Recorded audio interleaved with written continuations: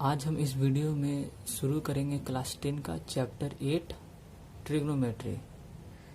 ठीक है, इस चैप्टर का पहले हम लोग मीनिंग समझ लेते हैं। ट्रिग्नोमेट्री ट्रिग्नोमेट्री का मीन्स होता है TRI, ट्राई का मीन्स होता है 3 और गोनो, ये जो गोनो वर्ड है ये एक ग्रीक वर्ड है। ठीक है, गोनो का मीन्स होता है साइड्स और मेट्री का मीन्स होता है मेजरमेंट।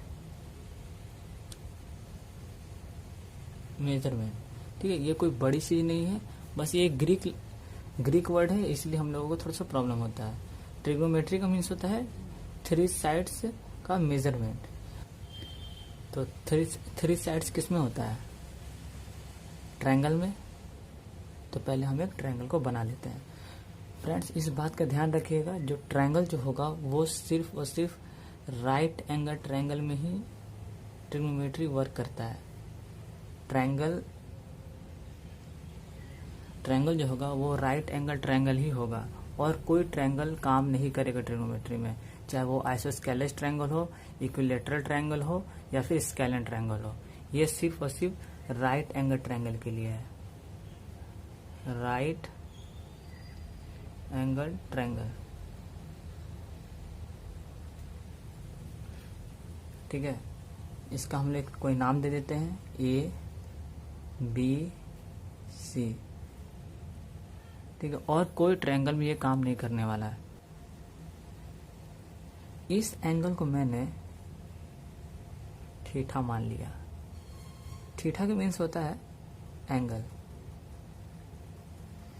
बहुत लोगों को नहीं मालूम होगा, लेकिन थीटा का मीन्स होता है एंगल। ये कोई बड़ी चीज नहीं है कि थीटा, या फिर कभी कभी हम लोग एंगल को अल्फा से भी शो करते हैं, है ना। अल्फा क्या है? एक एंगल है। कभी हम लोग एक्स से शो कर देते हैं, ये भी एंगल है। ठीक है, उसी तरह से ये थीटा वर्ड है, ये एंगल होता है। तो एक होता है साइन थीटा, एक होता है कॉस थीटा, एक होता है टेन थीटा। पहले हम लोग इन तीनों के बारे में समझ लेते हैं। अगर मैं आपको बोलूं इस ट्रायंगल में कि इन दोनों साइड के बीच में, इन तीनों साइड के बीच में क्या क्या रिलेशन हो सकता है, तो सोचो कि अगर ये एंगल है, ये एंगल थीटा है, तो इनके बीच में जो भी रिलेशन होगा वो हम लोगों को दो दो करके लेना है, क्योंकि रेशियो में पढ़ना, हम लोग टी रेशियो पढ़ रहे हैं। टी रेशियो, ठीक है ना, टी रेशियो में पढ़ रहे हैं, यानी कि हम लोगों को रेशियो बताना। रेशियो का मीन्स होता है हम लोगों को दो साइड्स लेना है। तो क्या क्या हो सकता है? या तो फिर हम इस साइड को लेंगे और ये साइड को लेंगे, या फिर हम इस साइड को ये साइड को लेंगे, या फिर इस साइड को और इस साइड को लेंगे। और कोई हो सकता है? नहीं ना। या फिर हम इस साइड को और इस साइड को लेंगे, या फिर इसको और या फिर इसको और या फिर ये वाला, यानी कि AB, BC और AC। तो ये थीटा है, थीटा के जस्ट सामने वाला। क्योंकि मैं आपको अगर बोलूं कि ये परपेंडिकुलर है या फिर ये बेस है और ये हाइपोटेनस है, आप लोगों को मालूम होगा कि इसको हाइपोटेनस बोलते हैं। हाइपोटेनस, ये नीचे वाला, ये वाला बेस, ये हो गया परपेंडिकुलर।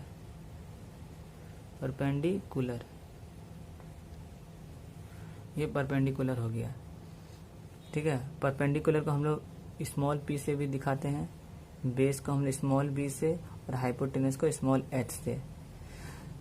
तो ये हो गया।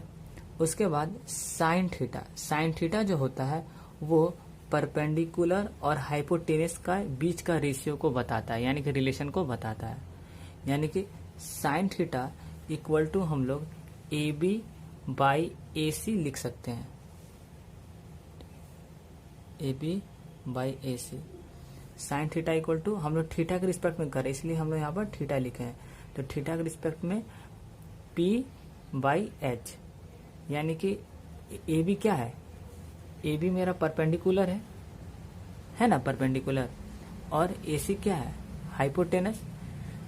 तो लेकिन खास बात का ये ध्यान रखिएगा कि थीटा के जस्ट सामने वाला जो साइड होता है, ये वाला साइड नहीं, ये वाला साइड भी नहीं, ये हाइपोटेनस हो गया, ये बेस वाला हो गया, ये दोनों को नहीं, इसके जस्ट सामने वाला जो इस एंगल के साइड में टच नहीं कर रहा है ना, ये एंगल है तो इस एंगल में ये साइड टच कर रहा है, ये साइड टच कर रहा है, देखिए ये साइड तो कहीं से टच नहीं कर रहा है, तो ये परपेंडिकुलर हो गया।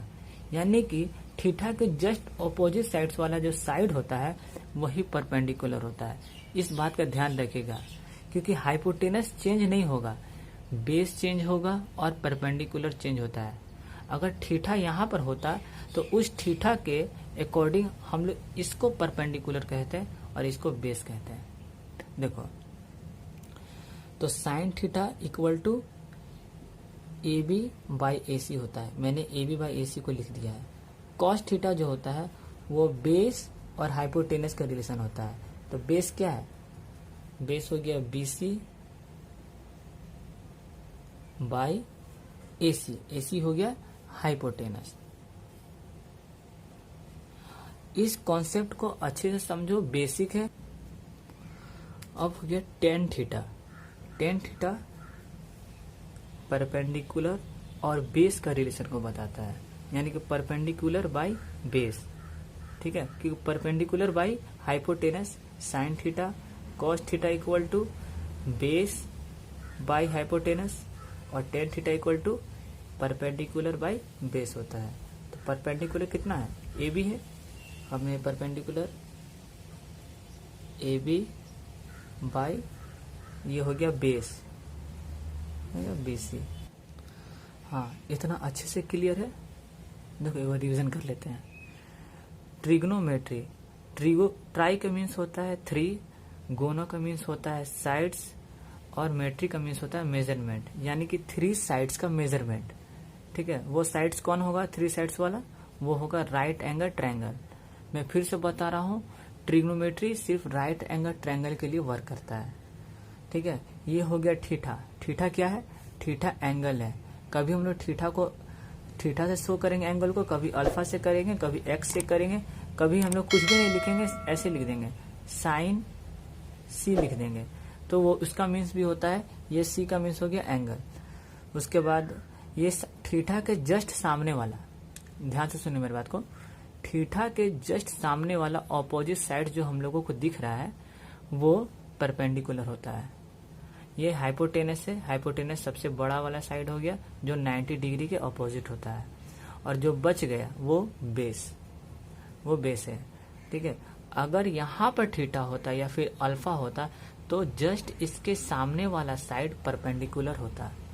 ये हाइपोटेनस है, ये चेंज नहीं होता है, और ये जो साइड बच गया है वो बेस हो जाता है।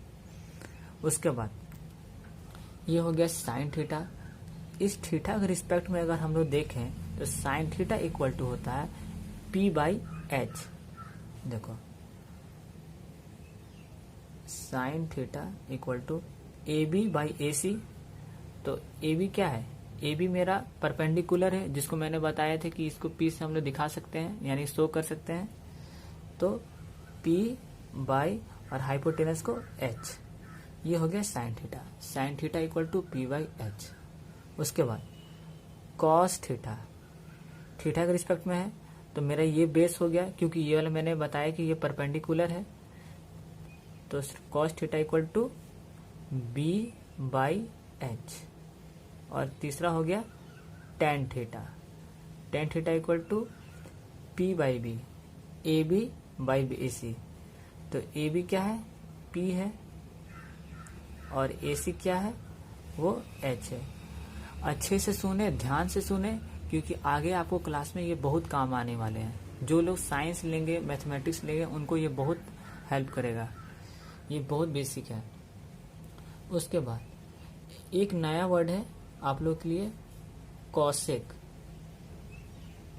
कॉसेक थीटा, ये हो गया सेक थीटा, ये हो गया कॉट थीटा। कॉसेक थीटा क्या है, cosec theta just sine theta के ऑपोजिट रेशियो है। ऑपोजिट का मीन्स ये हो गया कि अगर ये P बाई एच है तो इसका रेसिप्रोकल वो कॉसेक थीटा होता है। साइन थीटा के ऑपोजिट यानी कि रेसिप्रोकल यानी कि P बाई एच का रेसिप्रोकल क्या होगा, एच बाई पी होगा ना। पी बाई एच का रेसिप्रोकल एच बाई पी होगा, तो वो कॉसेक थीटा हो गया, यानी कि पी बाई एच, तो यहाँ लिख देंगे H by P. Sine theta के ऑपोजिट है ये कॉसेक थीटा, यानी कि रेसिप्रोकल में। मेरे ऑपोजिट का मीन्स रेसिप्रोकल होता है, यहाँ मैं लिख देता हूँ, ऑपोजिट का मीन्स होता है रेसिप्रोकल।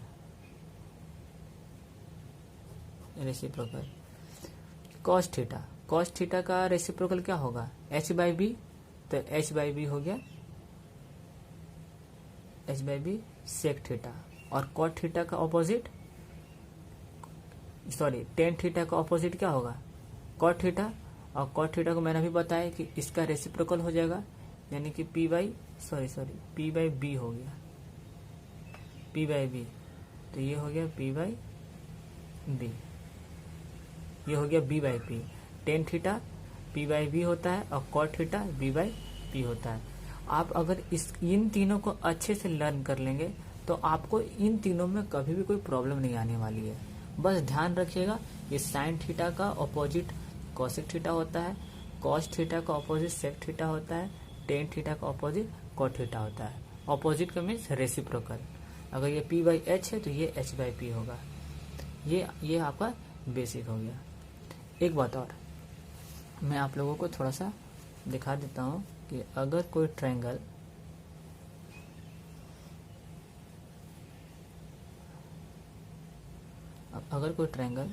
ये मैंने P मान लिया, इसको Q मान लिया, इसको R मान लिया, ठीक है। अगर ये एंगल मेरा अल्फा हो, तो मैंने अभी बताया अल्फा हो, तो आप मुझे ये बताएं कि साइन अल्फा क्या होगा, कॉस अल्फा क्या होगा, टेन अल्फा क्या होगा। ये हो गया 90 डिग्री, इसका मतलब होता है 90 डिग्री। तो साइन अल्फा इक्वल टू क्या होगा, कॉस अल्फा क्या होगा और टेन अल्फा क्या होगा। अगर आप लोगों को मालूम है तो आप कमेंट सेक्शन में ज़रूर बताएं और इस सेशन को पॉज करें, और जिनको भी नहीं मालूम है वो आगे देखें। मैंने भी बताया कि sine theta equal to P by H होता है, तो यहाँ पर हम लोग पी बाई एच लिख लेते हैं। कॉस अल्फा, तो cos theta equal to B by H होता है, यहाँ पर बी बाई एच लिख लेते हैं। और टेन थीटा इक्वल टू, यानी कि टेन अल्फा हम लोग देख सकते हैं पी बाई बी होता है, यानी कि tan theta equal to P by B होता है, तो टेन अल्फा भी पी बाई बी होगा, जो पी है, ठीक है। उसके बाद अब हम लोगों को बताना है कि साइन अल्फा क्या होगा, रेशियो क्या होगा उनका।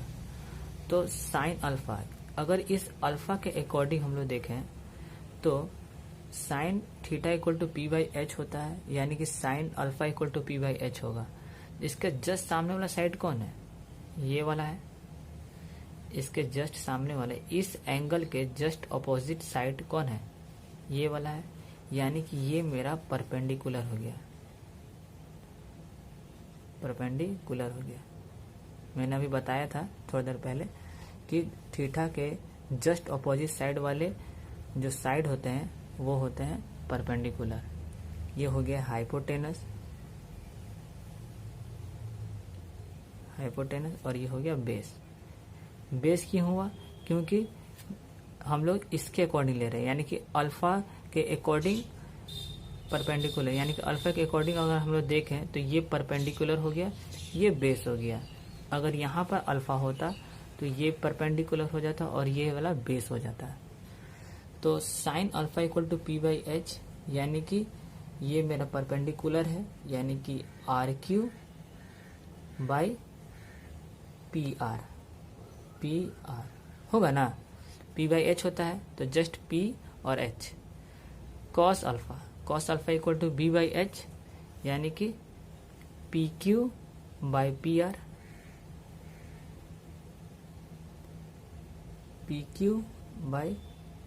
आर, और tan alpha equal to P by B, P कौन होगा, जस्ट अपोजिट साइड्स वाला, ये इस एंगल का अपोजिट साइड वाला, यानी कि R, ये मैंने यहाँ लिख देता, स्पेस नहीं है, तो RQ, ये हो गया B यानी कि PQ। और इसका जस्ट अपोजिट मैंने बताया था कोसेक अल्फा, सेक अल्फा, और ये हो गया कॉट अल्फा। ठीक है, उसके बाद कॉस अल्फा इक्वल टू क्या होगा, तो हम लोगों को याद रखना होगा कि sine alpha equal to P by H होगा, तो कॉस अल्फा होगा H बाई P, क्योंकि मैंने बताया था कि इसका जस्ट अपोजिट हो जाता है, यानी कि रेसिप्रोकल। तो हो गया ये H कितना है, H PR है, तो PR by RQ। Sec alpha cos alpha के रेसिप्रोकल होता है, तो हो गया H बाई B, यानी कि PR बाई PQ। और कॉट अल्फा टेन अल्फा के रेसिप्रोकल होता है, तो हो गया B बाई P, यानी कि PQ बाई RQ।